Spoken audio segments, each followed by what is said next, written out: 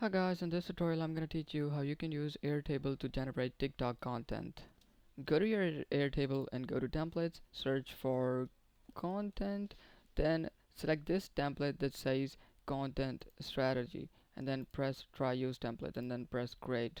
Here once the template is set up, you can add all of your content or add all of your goals, and you can add link initiatives, the steps you want to take to get the content done.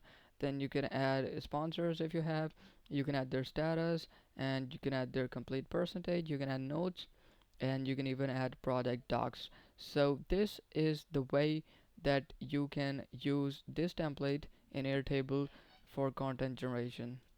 Here you can add all of your content by pressing this add button, and you can add your content. Then you can add the initiatives by pressing this add button, and then press you can add them. And then you can add status by going here, and you can add complete percentage. So this is how you basically do content creation using Airtable for TikTok. By the way, you can also rename this to TikTok.